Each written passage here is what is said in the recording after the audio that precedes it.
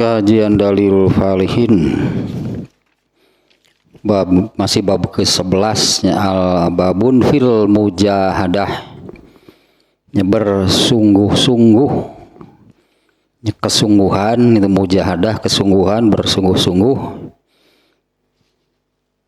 dalam arti dengan maksud dia bersungguh-sungguh dalam beragama Islam, dalam menganut, dalam mengamalkan, dalam menjalankan agama Islam. Di dalam kitab Tahdzibul Akhlaq Al-Mujahadah itu dengan definisi fatmun nafsi anil ma'lufati wa hamluha ala khilafi hawaha fi umumil awqat. Al-Mujahadah itu memutuskan, memisahkan, memisahkan diri dari keinginan dan hanger tetap kahayang jeung garasap, dan menempatkan dirinya di posisi yang berseberangan dengan hawa dirinya, di sembarang waktu. Artinya kan menyelamatkan diri dari pengaruh buruk al-hawa, kesungguhan itu, kesungguhan, bersungguh-sungguhnya di dalam beragama Islam, dalam menjalankan agama Islam itu yang demikian. Kalau sudah bisa menyelamatkan diri dari pengaruh buruk, tentunya dari pengaruh buruk al-hawa, dari pengaruh buruk kahayang jeung garasap hobi, dari pengaruh buruk itu ya. Masih hadis yang pertama berartinya kita ulas nih masih hadis yang pertama berartinya karena yang kemarinnya yang terakhir ini hadis pertama belum selesai nih penjelasan dari sini dari kitab Dalilul Falihin. Hadisnya, hadis yang pertama adalah hadis qudsi. Allah Subhanahu wa taala berfirman, barang siapa memusuhi waliku, barang siapa memusuhi waliku, maka aku umumkan secara terbuka perang dengan orang tersebut. Ternyata maksudnya itu azabnya, Allah akan menyiksanya. Barang siapa memusuhi waliku, maka aku akan mengazabnya. Itulah maknanya demikiannya. Satu, isi hadisnya kemarinnya. Kemudian, dan tidaklah seorang hamba mendekatkan diri kepadaku dengan sesuatu yang lebih aku cintai daripada dengan apa yang aku wajibkan. Jadi cara mendekatkan diri kepada Allah yang paling disukai oleh Allah itu adalah melaksanakan yang wajib. Karena yang wajib ini kan mungkin kalau definisi wajibnya, bukan definisi, proses itunya, proses sampai kepada definisi. Jadi yang namanya ijab, prosesnya, wajib hasilnya. Wajib itu apa? Kesimpulan. Wajib mah kesimpulannya wajib. Nah, prosesnya ijab namanya. Nah, ijab ini adalah Allah menuntut melakukan dengan tuntutan yang keras, tidak bisa tidak. Nah, yang demikian itu kesimpulannya, sebutannya wajib. Nah, Allah paling suka, artinya ya di sininya Allah sangat cara mendekatkan diri kepada Allah yang paling disukai oleh Allah itu adalah melaksanakan yang wajib. Nah, karena yang wajib itu demikian itunya, yang wajib itu adalah kalau prosesnya ijabnya Allah menuntut itu, Allah menuntut sesuatu, menuntut untuk dilakukan. Allah menuntut sesuatu untuk dilakukan dengan tuntutan yang keras. Tidak boleh tidak, harus. Tidak ada alasan, gitulah pokoknya harus. Sehingga kalau tidak dilakukan Allah menyiksa. Nah, itu yang disebut wajib. Nah, kemudian kan yang wajib itu sesuatu yang disebut wajib, definisinya sekarang dari wajib, ma yutsabu fa'iluhu wa yu'aqabu tarikuhu. Nah, wajib itu adalah kalau dikerjakan diberi pahala, kalau ditinggalkan, kalau tidak dikerjakan disiksa. Nah, itu yang wajib. Nah, kemudian nih itu poin keduanya dari hadis ini, yaitu yang barusan lah intinya ya. Poin keduanya adalah tidak ada sesuatu yang lebih Allah sukai dilakukan oleh seorang hamba untuk mendekatkan diri kepadanya dibandingkan dengan mengerjakan yang wajib. Nah, kemudian yang ketiga poinnya nih. Dan tidaklah seorang hambaku di sininya, karena ini hadis qudsinya, nah kita maknanya saja, makanya lah tidak ada seorang pun hamba yang mendekatkan diri kepadaku dengan perkara-perkara yang sunat hingga aku sangat mencintainya. Yang pokok yang wajib tadi ya. Nah, kemudian tambah lagi gitu, mendekatkan diri kepada Allahnya dengan terus-menerus mengerjakan amalan-amalan yang sunat hingga Allah sangat mencintainya.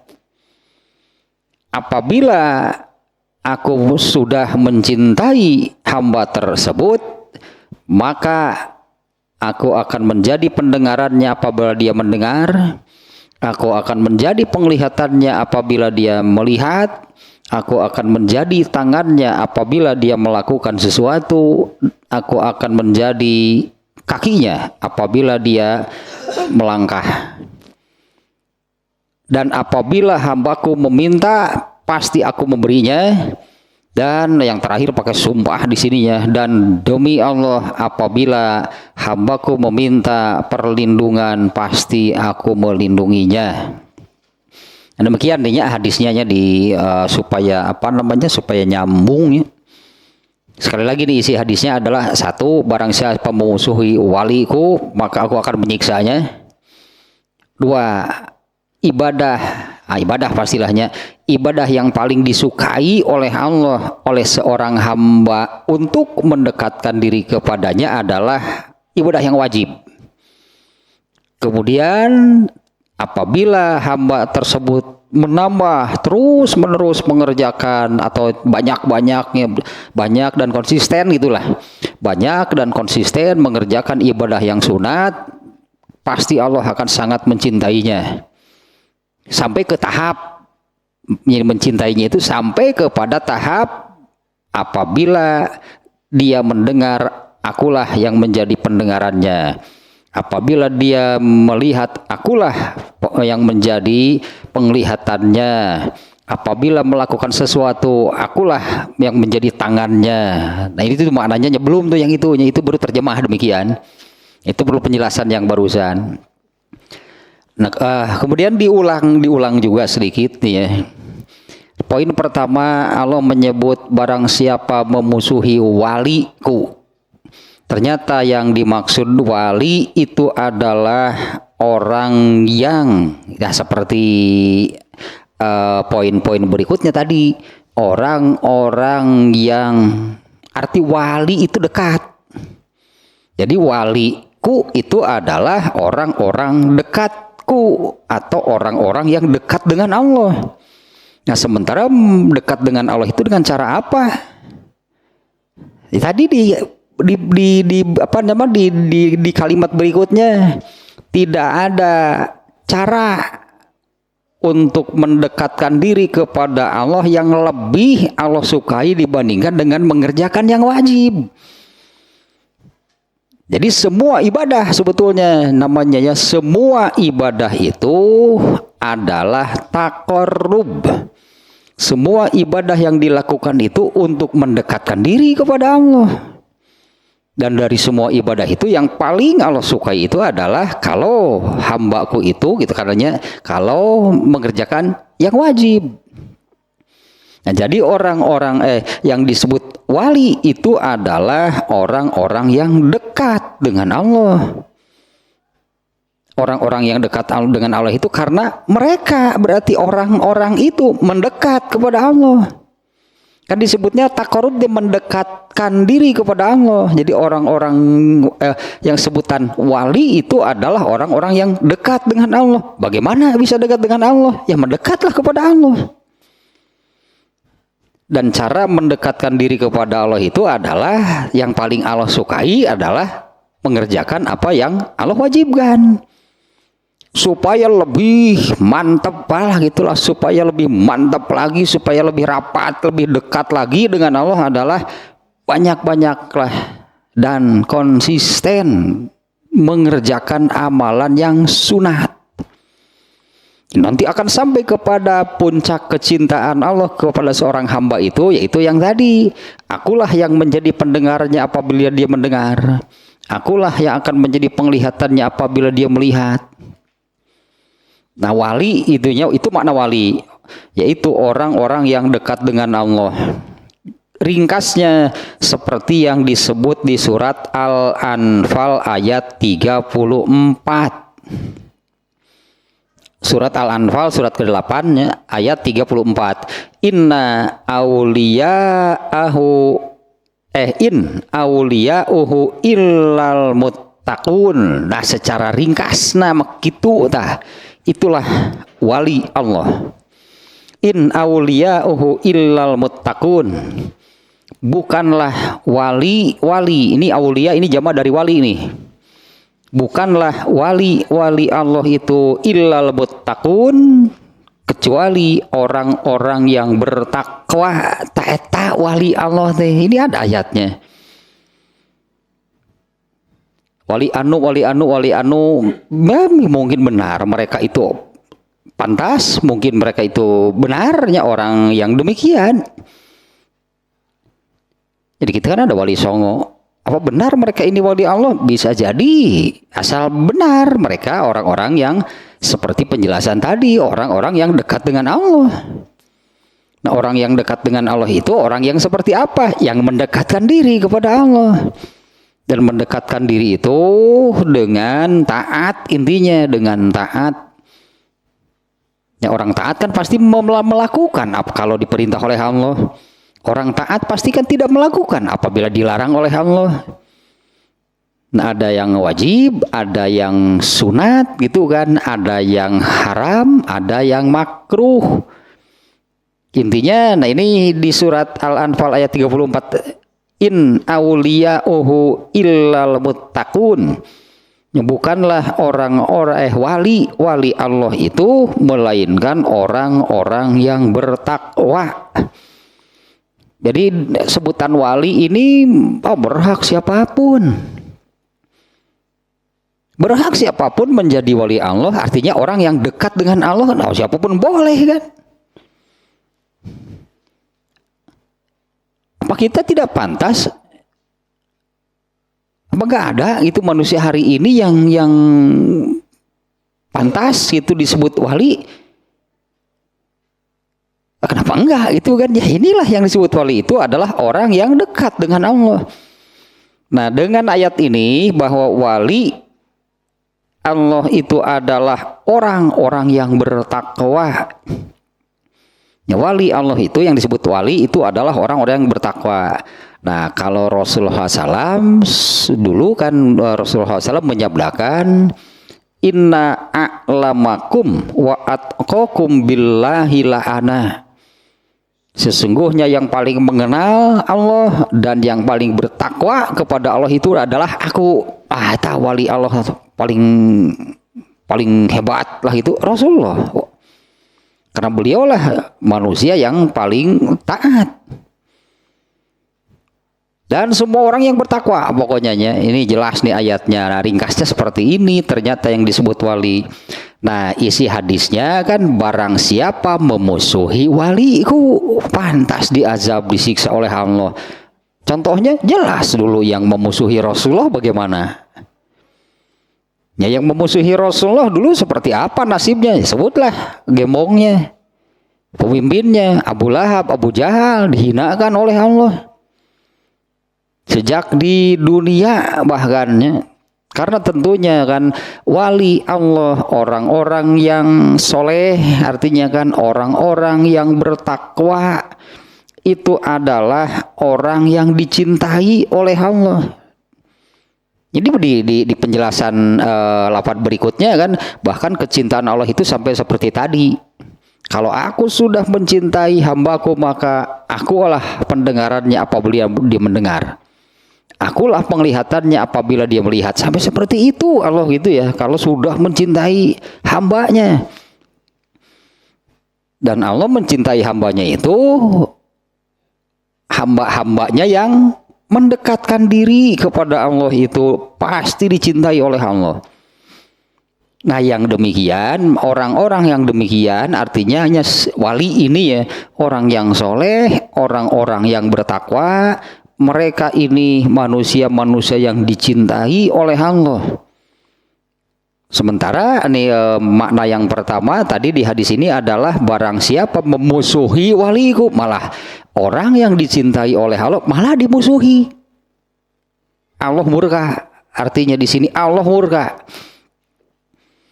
Contohnya jelasnya justru Rasulullah SAW itu kan wali terhebat itulahnya, manusia yang paling hebat itu dalam ketaatan, dalam ketakwaan, dalam mendekatkan diri kepada Allah. Ya jadilah Rasulullah SAW itu kan manusia yang paling dekat dengan Allah, malah dimusuhi. Allah sangat mencintainya, Allah memuliakannya, malah dimusuhi. Artinya kan memusuhi orang-orang yang dicintai oleh Allah, maka Allah murka. Nah, di hadis ini Allah dengan kata-kata seperti ini, azantuhu bil harb, aku umumkan secara terbuka perang dengan mereka. Ini bahasa kiasan, ini ungkapan bahwa aku pasti akan menyiksanya. Ya aneh, apalah aneh atau apa bahasanya gitu ya. Ya aneh justru orang yang soleh, orang yang bertakwa, apalagi Rasulullah contohnya. Apalagi Rasulullah, manusia yang tidak tanpa cacat, dalam arti kan tanpa kelemahan, tanpa kekurangan, tanpa kesalahan. Mencari kelemahan, kekurangan, kesalahan Rasulullah nggak akan ada. Contoh yang sempurna Rasulullah malah dimusuhi. Nah, ini juga berlaku kan, hadis ini bukan hanya untuk Rasulullah. Jadi aneh sebetulnya kalau ada orang yang soleh, orang yang bertakwa malah dimusuhi, bukannya diikuti. Mestinya kan diikutinya kalau ada orang yang soleh, orang yang bertakwa malah dimusuhi gitulah, bukannya diikuti. Nah, orang yang seperti itu yang akan disiksa oleh Allah karena mereka malah membenci dan memusuhi walinya, orang-orang yang dekat dengannya, orang-orang yang dicintai oleh Allah. Yang satu yang kemarinnya. Kemudian nih yang kedua yang ini nih,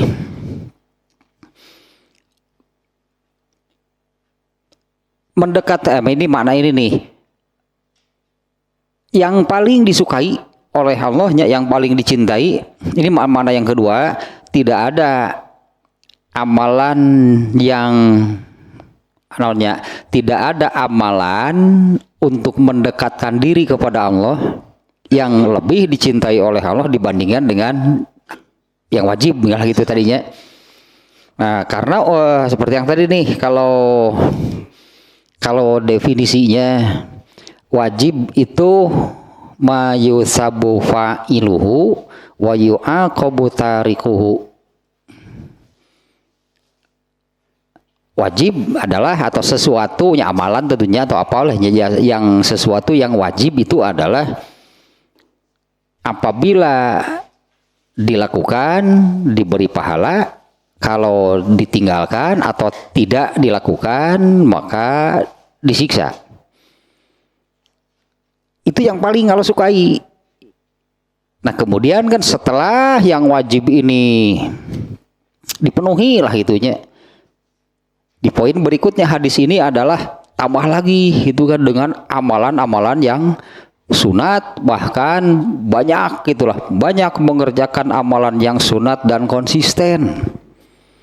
Nah, maka kecintaan Allah ini akan pol gitulah. Kecintaan Allah ini akan semakin besar. Nah, tapi kan yang lebih dicintai oleh Allah itu adalah yang wajib dulu, yang pokoknya dulu.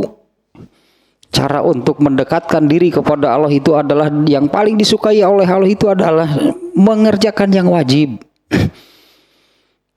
Nah, dengan definisi seperti yang tadi. Nah, adapun yang sunat, yang disebut amalan yang kita menyebutnya hukumnya sunat, yaitu amalan definisinya ma yusabu fa'iluhu wala yu'aqabu tarikuhu. Itu definisi sunat gitu ya. Ya kurang lebih maknanya apabila dilakukan diberi pahala, kalau tidak dilakukan tidak disiksa. Tapi dari definisi ini malah yang keduanya itu yang suka lebih dimunculkan.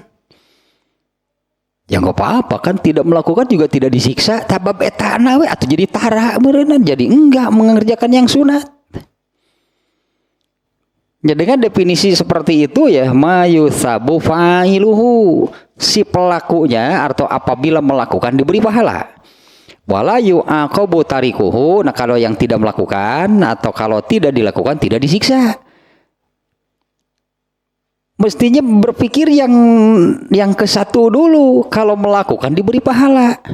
Ini dilewat, langsung lompat ke yang kedua. Kalau yang tidak melakukan tidak disiksa. Ini saja yang dijadikan pegangan. Jadi nggak apa-apa kan, nggak melakukan juga nggak disiksa. Atau kira nggak melakukan sunat. Ya kalau begitu kapan mau mengamalkan yang sunat? Karena artinya lebih cenderung meninggalkan dengan berpegang kepada kalimat yang kedua tadi. Yang tidak mengerjakan tidak disiksa. Padahal proses nih. Kalau wajib itu kan prosesnya ijab. Bagaimana sih prosesnya sampai kepada kesimpulan wajib dengan definisi seperti tadi? Prosesnya itu adalah Allah menuntut melakukan sesuatu dengan tuntutan yang keras. Kesimpulannya wajib. Disebutlah gitunya tuntutan dari Allah untuk melakukan dengan tuntutan yang keras itu, muncullah sebutan wajib. Dibuatlah definisinya seperti yang tadi. Kalau dilakukan diberi pahala, tidak dilakukan disiksa. Nah kalau yang sunat prosesnya nih, Allah menuntut sama. Yang wajib itu Allah menuntut melakukan sesuatu dengan tuntutan yang keras, itu wajib. Nah sekarang yang sunat prosesnya, Allah menuntut melakukan sesuatu dengan tuntutan yang tidak keras. Allah menuntut melakukan sesuatu, artinya kan Allah memerintah, Allah itu menuntut melakukan sesuatu, tapi sifatnya, karakter tuntutannya itu tidak keras. Dibuatlah definisinya, kalau dikerjakan dapat pahala, karena kan ini Allah yang memerintah, Allah menuntut mengerjakan. Tapi kalau tidak dilakukan tidak disiksa. Makanya tuntutan mengerjakannya bukan tuntutan yang keras. Padahal sama. Yang wajib itu Allah menuntut melakukan. Yang sunat sama kan, Allah menuntut melakukan. Lewat nu eta nama bae henteu ge da sunat ieu tah karari itu karena amalan sunat teh. malah jadinya kecenderungan atau semangat itulah, kecenderungannya, semangatnya, keinginannya itu tidak melakukan dengan berpegang kepada, kan nggak apa-apa. Kan kalau tidak melakukan juga tidak disiksa. Kalau saya pikir aturek iraha mi gawe nu sunat hari kitu mah. Padahal dari prosesnya tadi kan yang disebut sunat itu adalah Allah menuntut melakukan sesuatu. Mestinya artinya yang benar kan. Kalau Allah menuntut, kalau Allah memerintah, menuntut melakukan sesuatu, mau dikerjakan nggak? Saya kira kan berpikirnya kan mesti demikian kan. Tapi nah dari yang dua ini yang lebihnya Allah sukai kan yang wajib. Nah karena pada sesuatu yang wajib ini ya tadi ada dua unsur. Ada dua unsur. Ada satu, ada pahala apabila dilakukan. Kemudian yang kedua ada siksa kalau tidak dilakukan. Jadi ada pahala dan siksa, dua unsurnya pada amalan yang wajib. Sementara kalau pada amalan yang sunat kan hanya satu unsurnya, pahala, nggak ada siksa di sini kan. Nah ini yang lebih Allah sukai itu berarti orang ini memenuhi gitu dua unsur, ya unsur pahala dan unsur siksanya. Nah kalau ke unsur pahala artinya kalau orang mengerjakan sesuatu yang wajib atau yang sunat lah, yang wajib ataupun yang sunatnya, apabila seseorang mengerjakan sesuatu yang dituntut tadinya, yang dituntut oleh Allah, yang diperintahkan oleh Allah, dengan mengharap pahala, wajib, harus. Karena apabila melakukan sesuatu itu disertai dengan ada harapan, mengharap diberi pahala, itu akan lebih serius, akan lebih benar mengerjakannya. Beda dengan orang yang apabila melakukan itu tidak berharap apa-apa, dibayar heug teu kajeun, moal bener atuh kitu mah. Justru kita akan tertuntut mengerjakan dengan benar itu kalau di dalam diri kita itu ada unsur itu ya, ada unsur saya ini ingin dapat pahala dari yang saya kerjakan. Apalagi sudah sangat jelas bahwa Allah menjanjikan pahala tersebut. Allah menjanjikan pahala tersebut. Bahkan balasan dan pahala dari Allah itu kan terlalu baik itu. Allah lah amalnya kecil pahalanya, amalnya sedikit bayarannya gede banget gitu. Tak itu Allah. Amalannya sedikit, amalannya kecil, tapi bayaran yang Allah janjikan. Justru unsur adanya berharap kepada Allah, mendapatkan balasan dari Allah, itu yang diantaranya yang akan menuntut apabila melakukan suatu amal itu bersungguh-sungguh. Tak iya tah bersungguh-sungguh. Ada kesungguhan dalam melakukannya, keseriusan, kesungguhan, antusias, semangat mengerjakannya itu karena berharap pahala dari Allah. Karena memang Allah menjanjikan. Beda dengan orang yang romusa tuh, Rodi kerja paksa. Terus kalau kerja dapat apa? Gak dapat apa-apa kan? Gak akan benar orang mengerjakan sesuatu apabila demikian. Nah satu lagi kan, kenapa mau melakukan yang wajib nih ya? Kenapa mau melakukan? Karena takut. Kalau tidak melakukan kan Allah mengancam dengan siksaannya. Nah jadi ada dua unsur ini. Nah yang disebut ikhlas itu ya, yang disebut ikhlas tingkat tinggi lah kita menyebutnya, ini ikhlas tingkat tinggi. Ikhlas tingkat tinggi itu kan ada 4 unsur di dalamnya. Yang 2 tadi itu salah 2 unsurnya. Salah kan 2 tadi. Kalau 2 ya salah 2.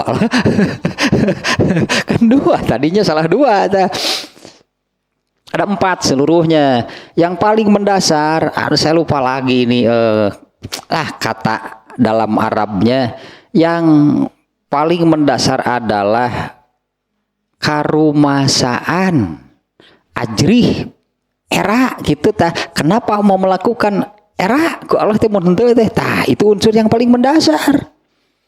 Kenapa malu oleh Allah? Dengan malu itunya, malu karena yang menciptakan saya Allah, yang memberi rezeki saya Allah, yang memelihara saya Allah, yang mengurus, yang mengatur hidup saya itu Allah. Nah kalau Allah memerintah saya tidak melakukan, malu nggak?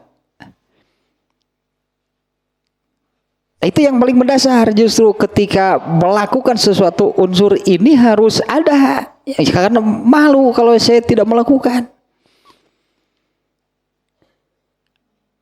Makanya kalau ini yang Allah tetapkan sebagai kesalahan paling mendasar dan terbesar. Kesalahan terbesar di mata Allah itu adalah syirik,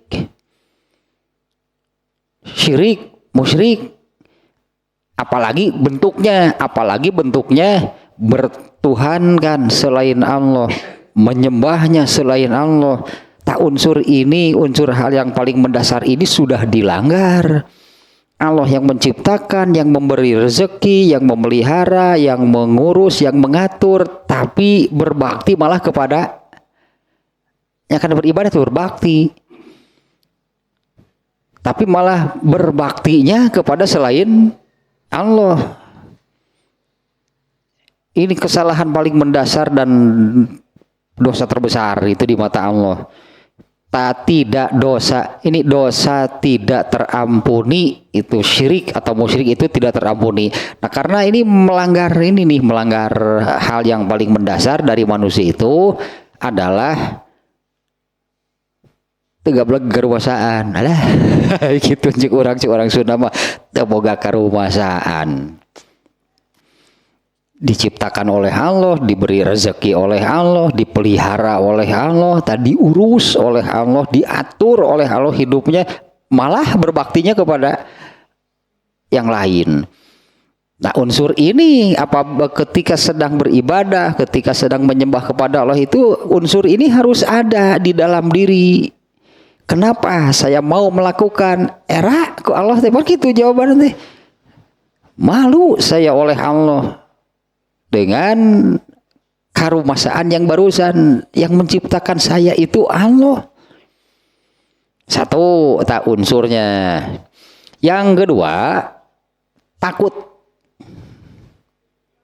Kenapa saya melakukan? Takut kepada Allah. Karena Allah mengancam tadi kan, apabila tidak melakukan maka Allah akan menyiksa. Unsur itu hadir, unsur itu ada ketika melakukan suatu amal. Kemudian yang ketiga, berharap, karena memang Allah menjanjikan. Yang paling hebat itulah keikhlasan dalam beribadah itu kalau sudah hadir juga unsur tertinggi dari 4 unsur ikhlas, yaitu cinta kepada Allah. Karena karakter manusia, apabila yang meminta melakukannya itu yang dicintainya, pasti bebaranting. Ya, apabila yang meminta melakukannya itu yang dicintainya, sok dah hujan angin dolar gelap di telepon ka dia ayeuna sok gerah. Boro-boro gitu, cok japati kelepek. Wah, tah itulah. Nah, kalau seperti itunya kepada Allah sama pasti tiba baranting cul naon urang Sunda namanya. Semua akan ditinggalkan, semua akan dikorbankan. Kalau Allah yang meminta, pasti Allah didahulukan, pasti Allah dinomor satukan. Nah kalau unsur itu sudah ada, nah inilah wali Allah. orang yang ya gitu melakukan apa yang Allah perintahkan. Nah kan yang wali Allah itu adalah orang yang taat kepada Allah. Artinya orang yang taat itu kan orang yang melakukan apa yang Allah tetapkan. Nah apalagi kalau disertai dengan 4 unsur tadinya, ketika melakukannya itu unsur rumoso, Allah gitu loh, rumoso pokoknya malah. Kemudian unsur takut kepada Allah, unsur berharap kepada Allah, dan yang paling hebat itu kalau sudah ada unsur saya cinta Allah. Nah yang wajib itu karenanya sesuai dengan setelah didefinisikan itu oleh para ulama, bahwa yang wajib itu apabila dilakukan diberi pahala, berarti unsur berharap di sini. Berharap diberi pahala oleh Allah. Dan satu lagi, pada amalan yang wajib itu ada unsur takut karena Allah menyiksa. Itu kan 2 unsurnya. Mestinya 4 sih, kan tadi idealnya ada 4. Tapi kalau ketika mengerjakan yang sunat, unsur takutnya nggak ada. Karena kalau tidak melakukan juga kan nggak disiksa oleh Allah. Makanya lebih Allah sukai amalan yang wajib karena ada 2 unsur di situ. Tadi kan kalau idealnya 4. Nah, pada amalan yang wajib itu ada 2 unsur itulah hadir gitu. Berharap ya, takut juga iya. Apalagi sebetulnya kan apakah mengerjakan yang wajib ataupun mengerjakan yang sunat, tetap saja 4 unsur ini ada. Mantap sebut nanti ibadah nanti. Topnya ibadah ikhlas itu mana? Topnya ikhlas dalam beribadah itu. Nah unsur 4 ini unsur 4 unsur. Stibaraliki ya itu di dia kene mun di Arab dah kakara. Asa di dia kene lain di Arab nabat jadi 3 tuhu. Unsur 4. Sebetulnya kalau ya inilah bagi orang yang wali, itunya wali Allah, mau yang kategorinya wajib ataupun yang kategorinya sunat, sama saja pokoknya 4 unsur dalam ibadah ini hadir. Nah inilah puncaknya sebutan ikhlas dalam beribadah. Nah kalau disertai ada gitunya, ketika melakukannya itu ada di dalamnya atau disertai dengan 4 unsur tadi. Nah kalau yang ini maknanya demikian ya. Di poin kedua di hadis ini adalah tidak ada amalan, sebutnya tidak ada amalan untuk mendekatkan diri kepada Allah yang lebih disukai, dicintai oleh Allah dibandingkan dengan yang wajib. Karena 2 minimal berarti, karena 2 unsurnya. Ya, karena ada 2 unsur ketika orang mengerjakan yang wajib itu, 1 unsur pahala apabila melakukan, dan 1 lagi unsur takut siksa kalau tidak dilakukan.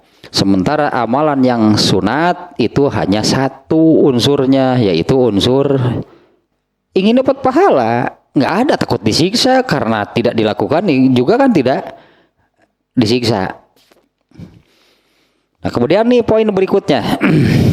Nah ini yang disebut apabila tidaklah seorang hamba terus menerus mendekatkan diri kepadaku, terus penerusnya mendekatkan diri kepadaku dengan cara mengerjakan amalan yang sunat. Nah, kalau saya bahasakannya dengan apa namanya? Dengan bahasa, bukan bahasa lain sih, dengan susunan bahasa yang lain. Memperbanyak atau banyak mengerjakan, banyak dan konsisten dalam melaksanakan yang sunat. Itulahnya banyak mengerjakan amalan yang sunat, konsisten itu dalam melaksanakan amalan yang sunat. Ini akan sampai kepada puncak kecintaan dari Allah. Karena kalau yang wajib, ya itu yang paling disukai oleh Allah itu yang wajib. Tapi beda kan dengan tambah dengan amalan-amalan yang sunat.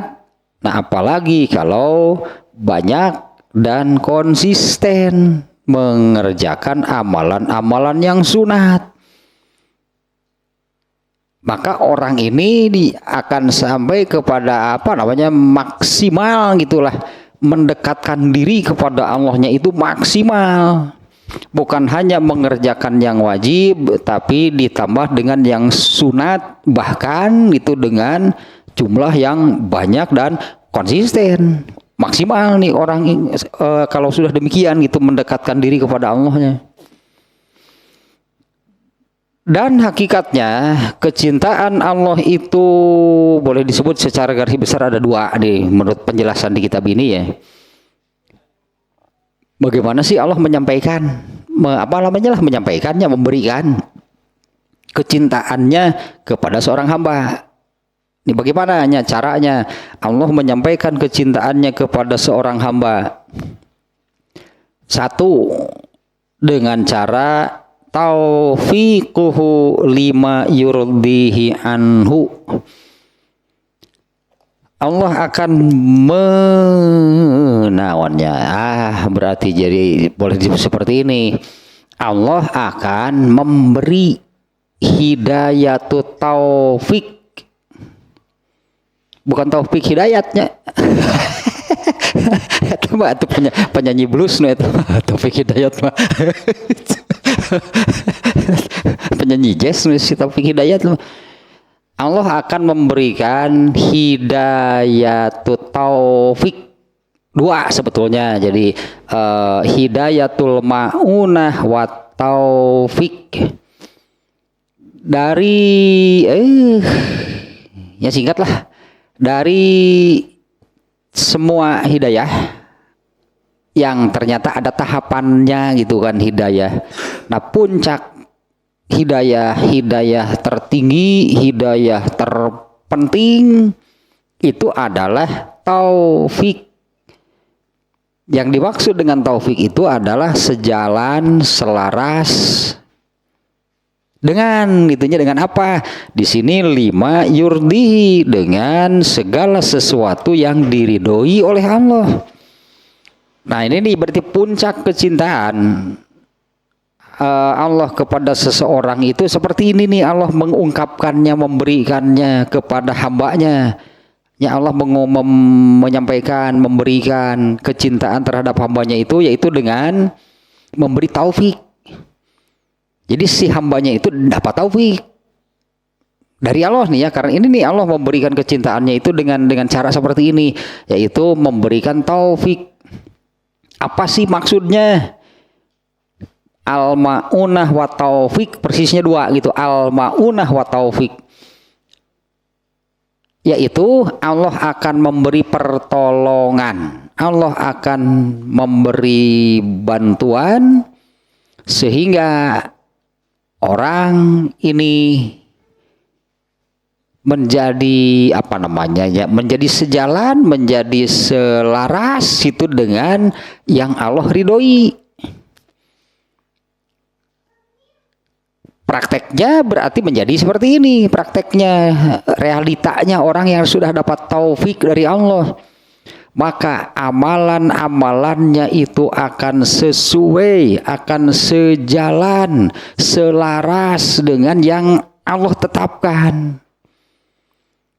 Dan ternyata kalau dalam konsep hidayah, hanya di mana hidayatul ma'unah wa taufik ini puncaknya, ini yang terakhir. Dan ini tidak Allah berikan kepada setiap orang, hanya orang-orang pilihan, yaitu yang ini, wali itulah yang mendapatkan taufik. Orang-orang yang taat kepada Allah, mendekatkan diri kepada Allah, dicintai oleh Allah, diberi oleh Allah taufik. Sehingga amalan nih, realitanya gitunya menjadi seperti apa? Menjadi orang yang amalannya itu sejalan, selaras, sesuai dengan apa yang Allah tetapkan. Sementara hal itu kan tuntutan Allah bagi semua orang sebetulnya. Kan itu tuntutan Allahnya untuk semua orang. Semua orang dituntut oleh Allah itu kalau melakukan sesuatu itu sesuai, harusnya sejalan, selaras dengan ketentuan Allah. Dan ini tidak mudah. Banyak yang tidak sama sekali. Banyak yang tidak bisa. Banyak yang hanya sebatas keinginan. Tapi kan, nah ini nih ma'unatu taufiknya tidak diberikan oleh Allah. Nggak bisa ternyata manusia. Ada yang punya keinginan gitulahnya, punya keinginan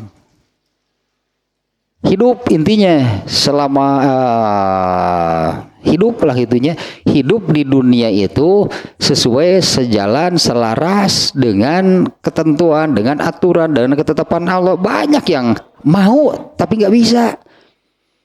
Karena ini tidak didapatkan oleh orang tersebut ma'unatu taufiknya.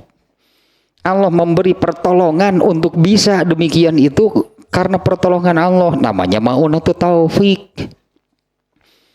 Nah, ini kecintaan Allah terhadap seorang hamba itu dengan cara demikian, bukan dengan cara yang lain.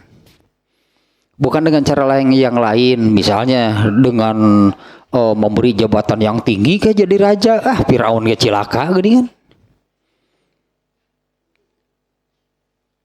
Karena biar bagaimanapun kan apa yang bukan ketetapan Allah, Firaun jadi raja, ketetapan Allah. Kalau dengan harta, ternyata Korun juga celaka. Dengan kekuasaan misalnya, apa iya gitunya Allah itu memberikan, menetapkan, menakdirkan seseorang itu sampai menjadi seorang raja, apa itu kebaikan dari Allah? Bukan. Contohnya Firaun punya kekuasaan, diberikan, ditetapkan, ditakdirkan oleh Allah menjadi seorang raja, itu kan ternyata celaka. Korun Allah tetapkan menjadi kayak celaka. Kemudian Hamannya, contohnya yang ini, yang Haman, ya teh 3 serangkai ya, deta mah Firaun, Korun, Haman. Kalau Haman jabatannya patih, muncul orang malah lain kuncung. Siapa patih ya, tangan kanan Haman, tangan kanan Firaun, karena jabatan celaka ketiga-tiganya. Bukan dengan cara seperti itu ya Allah menunjukkan, Allah menyampaikan kecintaannya terhadap seorang hamba. Ini seperti ini, Allah memberikan ma'unatu taufik namanya. Allah memberi pertolongan sehingga hambanya itu bisa beramal sesuai dengan sejalan, sesuai selaras dengan ketentuan ketetapan dari Allah. Namanya ma'unatu taufik. Dan kalau dalam konsep sebutnya konsep hidayah itu puncaknya hidayah dari Allah taufik, makanya taufik hidayah. Hidayah itu taufik ulah dibalik kotakna. Jadi hidayah itu taufik, jangan baik ari ngaran jelema taufik hidayah itu bisa disalahkeun urang mah. Teu moal nyalahkeun dibalik kitu atuh bare ngaran taufik. Kan bae lah taufik hidayah itu kita penyanyi sih atuh. Hidayah itu taufik yang benarnya kalau sudah dapat ini itu sudah berarti Allah mencintainya. Ini bisa dirasakan sebetulnya kan, ya cobalah apa Allah ini mencintai, Allah itu mencintai saya enggak gitu. So, coba ini jadi bahan introspeksi kan. Kalau menurut Umar bin Khattab dia mah bahan muhasabah gitulah ya, coba hisablah diri sendiri, periksa diri sendiri, Allah itu mencintai saya enggak. Nah ini indikasinya, ya lihatlah amal kita sehari-hari sesuai enggak, sejalan enggak dengan yang ketetapan Allah. Enggak, wah jangan-jangan nih celaka. Sementara kekayaan terus bertambah, jangan-jangan saya mau disamakan dengan Korun. Sementara jabatan terus naik, jangan-jangan saya mau disamakan dengan Haman. Benar ternyata jadi sebagai pemimpin, sebagai raja, sebagai kaisar, sebagai apalah namanya, jangan-jangan mau disamakan dengan Firaun. Ini taufik. Ya, ini ada satu. Nah, cara Allah ya mahabbatullahi ta'ala lil abdi taufiquhu lima yurdihi anhu. Demikian sih kalau kalimat aslinya di sini di dalam kitab ini. Ya, kecintaan Allah kepada seorang hamba itu adalah atau berupa taufik, persisnya ma'unatu taufik. Allah memberi pertolongan sehingga orang itu bisa beramal, bahkan kalau lebih ininya lebih orang itu bisa hidup. Jadi selama hidup di dunia itu hidupnya itu sejalan selaras sesuai dengan lima yurdihi, apa yang Allah ridhoi. Kemudian yang kedua, isabatuhu wa muamalatuhu bil ihsan. Allah memberi memberi sokongan, dukungan, bantuan, ketetapan, kekuatan, itulah. Yaitu dalam beramal tadi disejalankan, kemudian ini sejalan dengan yang ini. Bagaimana sih kalau menurut ayatnya, salah satu ayat yang ini juga sudah dulu di surat Al-Lail, sering juga kan ayat ini tersinggung. Sering kan ayat ini tersinggung, yaitu yang fasanu yassiruhu lil yusro. Al yusro ini kan surga. Fa amma man a'ta wattaqa wa saddaqa bil husna fasanu yassiruhu lil yusro. Nah, kalau di sini anggaplah untuk orang yang Allah cintai maka Allah mudahkan untuk ke surga. Ya iya pasti kan, sebetulnya kan logika kita bisa menerima kan, mudah. Kalau Allah mencintai seseorang, terus orang ini mau dikemanakan? Masa ke neraka? Ya, apabila Allah mencintai seseorang, maka Allah akan memudahkannya menuju surga. Hanya kan bagaimana sih caranya gitu kan? Bagaimana caranya Allah memudahkannya ke surga? Untuk bisa masuk surga itu kan harus beramal soleh. Mana ada orang yang masuk surga tanpa amal soleh? Maka ayat yang tadi fasanu yassiruhu, kami akan memudahkannya. Nah, ini yang juga terkait dengan ini kan maknanya ya dulu juga sudah nih makna ayat ini. Bagaimana cara Allah memudahkan seseorang ke surga? Sementara ke surga itu kan harus beramal soleh. Nah, maka cara Allah memudahkan seseorang menuju surga itu adalah dengan banyak memberi kesempatan beramal soleh. Terus diberi itu kesempatan beramal solehnya. Dan yang ditambah dengan ketika melakukan amal soleh itu Allah menolong, Allah membantu. Sehingga ketika melakukan beramal solehnya, ketika beramal soleh itu tidak terasa berat, terasa ringan, mudah, karena dibantu oleh Allah ketika melakukannya. Itu ya caranya, cara Allah memudahkan seseorang ke surga itu dengan cara banyak terus diberi kesempatan beramal soleh, dan ketika melakukannya itu Allah menolong, Allah membantu. Sehingga ketika melakukannya itu tidak terasa berat, terasa ringan, malah itu bukan hanya tidak terasa berat, bukan hanya terasa ringan, tapi ada kenikmatan, ada kegembiraan ketika melakukannya. Ketika melakukan amal soleh itu muncul gitu kenikmatan, muncul kegembiraan. Pantesan dulunya Al Ustadz Usman ya Allahu yarham, ketika ditanya soal kariweuh itulah kapusing gak capek nu kari itu, beliau menjawab puguh cenah nikmat teh ku capekna. Ya iya, sudah merasakan itu gitu. nikmat teh ku capekna. Emang ini capek melakukan apa kan?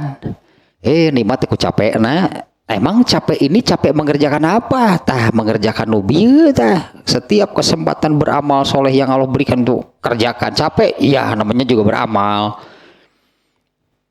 Capek, iya gitu kan. Namanya juga melakukan sesuatu, beraktivitas, berkegiatan, ya pastilah ada. Karena itu kan mengeluarkan energi, kan mengeluarkan perlu pemikiran, perlu tenaga, perlu waktu dan sebagainya. Tungtung nanti pan karasa gitu, terasa capek ya, riweuh ya, pusing ya, tapi justru nikmatnya ku capek. Nah, apalagi kalau ketika melakukannya itu sudah, tetap muncul unsur itu, ada nikmat, ada gembira, bahagia itu ketika melakukannya, padahal capek. Da batur manu ningalina uyuhannya, cek batur mah uyuhan gitu, uyuhan we. Tapi ternyata justru kenikmatan itu adanya di sini. Nikmat itu ternyata disebut teh justru nikmat ku capek. Nah, ya capek apa kan? Capek melakukan apa? Karena ada yang tadi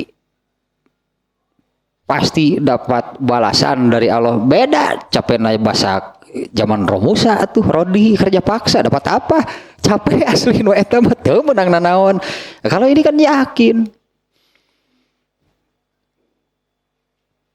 Dua tanya di kitab ini ya seperti itulah caranya. Ya Allah mengungkapkan, Allah menyampaikan kecintaannya satu dengan ma'unatu taufik. Hidup ini, gitulah inti nama. Hidup ini menjadi selaras, itu sejalan dengan aturan, dengan ketetapan dari Allah. Itu bantuan, itu apa namanya tadinya itu bantuan dari Allah. Sekali lagi ini hal penting ya. Tidak semua orang dapat taufik. Tidak semua orang dapat bantuan taufik. Meskipun orang yang banyak pengetahuan agama Islamnya, tahu menurut Islam aturan ajaran Islam seperti apa, benar nggak bisa beramal sesuai dengan apa yang diketahui. Kalau tidak dapat ma'unatu taufik nggak akan bisa. Pengetahuan itu hanya sebatas gitu, jadi kumpulan pengetahuan di kepala. Tapi untuk bisa taufik sesuai, sejalan, selaras dengan apa yang diketahuinya, belum tentu bisa tanpa ma'unah taufik dari Allah. Makanya kalau ma'unatu taufik ini jumlahnya terbatas. Jumlahnya terbatas. Tidak semua orang bisa untuk hidup sejalan sesuai selaras dengan aturan ketetapan itu dari Allah. Meskipun orang yang banyak pengetahuannya tentang Islam, belum tentu bisa karena ma'unatu taufiknya tidak diberi oleh Allah.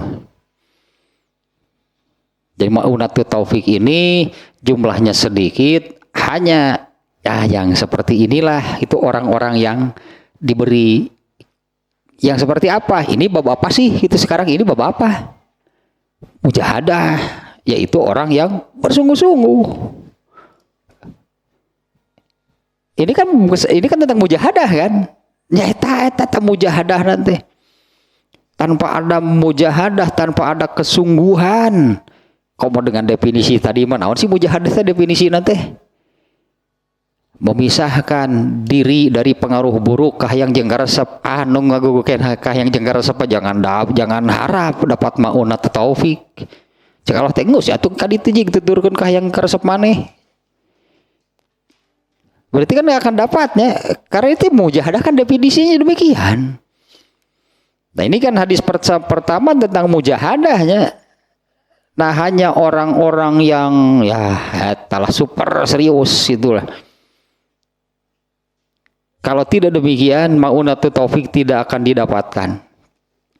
Nah, selain dapat ma'unatu taufik, nih yang kedua, menurut kitab ini adalah Allah pun memberikan yang tadi, memberikan, ketika melakukannya itu oleh Allah ditolong, dibantu sehingga tidak terasa berat, sehingga ketika melakukannya itu terasa ringan.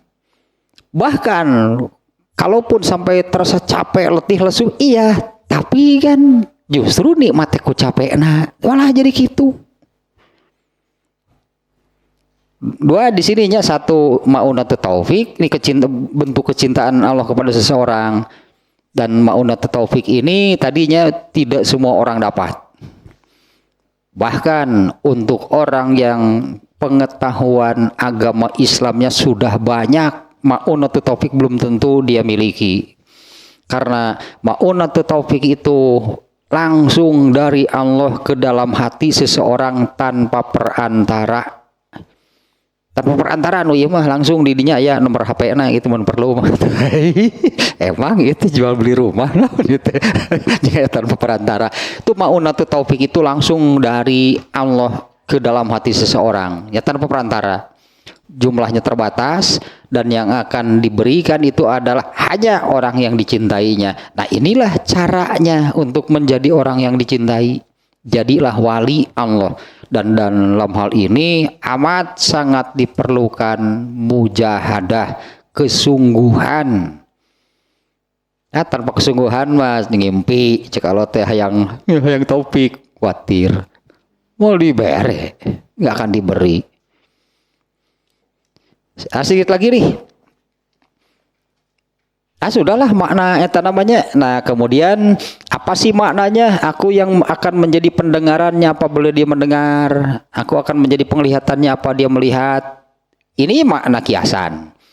Ini makna kiasan, makna majazinya bukan makna hakiki. Itu emang mata kita melihat ini menggunakan mata Allah, karena Allah yang menyebut aku akan menjadi penglihatannya apabila dia melihat. Nah, ini maknanya tadi taufik. Matanya, telinganya, tangannya, kakinya yang disebut di hadis ini ada empatnya, mata, pendengaran, penglihatan, tangan dan kaki. Nah, artinya tadi setelah dengan diberi ma'unatu taufik, dengan diberi isabatul muamalah bil ihsan, maka Allah akan menjaganya sehingga pendengarannya, penglihatannya, tangannya, kakinya, semuanya itu hanya untuk hal-hal yang sesuai selaras dengan apa yang Allah ridhoi, dijaga gitu oleh Allah. Itu maknanya dijaga, dipelihara gitu, dijaga, dipelihara oleh Allah, sehingga apabila dia menggunakan pendengarannya hanya untuk mendengar apa yang sejalan, apa yang sesuai selaras dengan apa yang Allah ridhoi. Apabila dia menggunakan penglihatannya, maka penglihatannya ini oleh Allah dipelihara, dijaganya hanya untuk yang sesuai dengan apa yang diridhoi oleh Allah. Nah, itu makna aku akan menjadi pendengarannya apabila dia mendengar. Aku akan menjadi penglihatannya. Jadi kalau ya ini kan harus untuk ini saja nih ya. Untuk menjadi bahan introspeksi gitu kan. Karena di sini kan berlaku untuk siapapun ya, sekarang siapapun bisa jadi wali Allah. Ya, dekat dengan Allah artinya kan. Siapapun bisa dekat dengan Allah. Allah suka kalau semua hamba mendekat sama Allah merasa pun bisa. Nultong seorang dua orang kagok sekali. Allah lebih suka gitu kalau yang mendekatkan diri kepadanya, kepada Allah itu lebih banyak. Sangat lebih suka. Artinya kan dalam hal ini bahwa ya ini introspeksi. Kalau sehari-hari yang kita dengar itu apa sih? Sehari-hari yang kita lihat itu apa sih? Tangan ini digunakan melakukan apa? Kaki ini dilangkahkan kemana? Itu jadi indikasi dapat taufik nggak dari Allah? Karena kalau Allah sudah mencintai ya seperti inilah pendengarannya, penglihatannya, tangan dan kakinya itu akan dipelihara, dijaga oleh Allah. Semuanya ini akan diarahkannya untuk hanya melakukan hal-hal yang sesuai dengan taufik sesuai dengan apa yang Allah ridhoi. Nah, kemudian yang terakhir dari ayat di hadis ini dua kalimat terakhir, apabila dia meminta kepadaku pasti aku memberinya. Artinya tidak ada doanya yang tidak dikabulkan. Semua permintaannya pasti diberi, tapi dengan catatan. Dengan catatannya. Seperti ini maksudnya, dengan catatan kita minta A, nggak pernah mana gitunya permintaan ini tidak juga ada pengabulan, seolah-olah kita merasa demikian. Nah, kalau Ali bin Abu Thalib mengatakan seperti ini, kalau doaku dikabulkan dalam arti ternyata benar itu Allah itu memberikan seperti yang aku minta, disebutnya dikabulkan demikianlahnya. Kalau doaku dikabulkan aku gembira. Tapi kalau doaku tidak dikabulkan, aku lebih gembira. Nah, maknanya seperti ini. Aku gembira gitu kalau permintaanku dipenuhi oleh Allah. Tapi aku lebih gembira kalau ternyata Allah itu yang memilih, Allah yang memilih apa yang Ia berikan kepadaku. Jadi kalau dikabulkan, anggaplah sesuai dengan itulah pilihanku, itulah permintaanku oleh Allah dipenuhi, saya bergembira. Tapi kalau tidak dikabulkan, itunya tidak dikabulkan dalam arti bukan tidak dikabulkan sebetulnya, tapi apa namanya? Jadi bahasanya nih ya, Allah lah yang memilih. Saya minta A, ternyata menurut Allah ini B saja buat kamu, bukan tidak dikabulkan. Saya lebih bergembira karena Allah yang memilihkan, daripada pilihan saya pasti lebih baik pilihan Allah. Nah, karena orang yang seperti ini tidak janjinya kan demikian. Nah, aduh, kemana tinggali dari dibaca tadi. Nah, ini wa in sa'alani a'toituhu, apabila dia minta kepadaku pasti aku beri, pasti aku penuhi. Artinya semua doanya dikabulkan. Nah, hanya yang disebut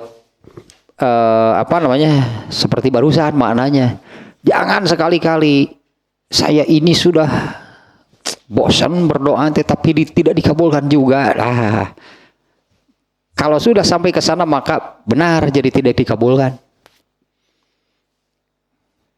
Jadi tidak memenuhi syarat. Kalau sudah muncul hal tersebut, maka si doanya ini jadi tidak memenuhi syarat untuk dikabulkan. Kalau sudah muncul seperti itu, saya ini sudah sering berdoa kepada Allah tapi itu dikabulkan wae. Kalau tinggal segitu coret. Tidak boleh ada hal seperti itu. Nah, mestinya seperti Ali bin Abu Thalib. Saya minta A, tapi ternyata Allah memberi B, dan kita tidak tahu ternyata B yang kita terima itu ini adalah pengabulan dari doa yang A. Kita nggak tahu lagi. Ya misalnya minta apa gitu, tapi misalnya pada kesempatan lain, ini hanya contoh lahnya, kita minta A lah gitu, minta sesuatu kepada Allah. Pada satu kesempatan misalnya kita ini terhindar dari kecelakaan, eta permintaan A teh ya. Bisa jadi demikian, tapi mana kita tahu kan? Karena pikiran kita itu kan minta A. Nah, padahal bisa jadi ininya Allah terhindar dari kecelakaan, itulah doa yang minta A teh ya. Ini pengabulannya. Tapi mana kita tahu kan? Artinya oleh Allah dikabulkan dalam bentuk lain. Bahkan ada yang sampai di dunianya tidak diberikan sampai mati, bukan tidak dikabulkan, tapi tidak diberikan ketika masih di dunia. Nah, itu jadi tabungan nanti untuk di akhirat. Diberikannya di akhirat lah gitunya. Diberikan karena kan tidak ada yang tidak diberikan kalau orang seperti ini. Jika meminta kepadaku, pasti aku memberinya, pasti aku mengabulkannya. Nah, tapi jangan sok pinter deh gitulah dengan Allah. Maksa kalau kalau berdoa yang A itu harus itu pengabulannya, jangan ulah dingkekeun lila. Oh lah tuh kalau teh lila. Banyak kalau gitu. ke Allah teh dikabulkeun wae.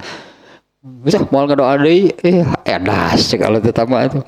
Tak itulah hadis yang pertama luar biasa. Mujahadahnya saya kira tadinya sudah sangat kelihatannya dari hadis yang pertama ini. Ini hadis pertama nih tentang bersungguh-sungguh. Ya bersungguh-sungguh. Nah apalagi sangat terlihat bersungguh-sungguhnya itu adalah dalam hal mendekatkan diri kepada Allah. Sangat kelihatan gitu kesungguhannya, bersungguh-sungguhnya. Kalau sudah sampai kepada banyak mengerjakan amalan yang sunat dan konsisten, nah itu kelihatan gitu kesungguhannya kalau demikian. Terus ya 2 hiji ya. Baru hadis yang pertama nih ya dari bab al-mujahadah. Ya masih banyak lah pokoknya hadisnya nih. Bab mujahadah ini lumayan berapa kalau nggak salah 17 itu hadisnya tentang mujahadah.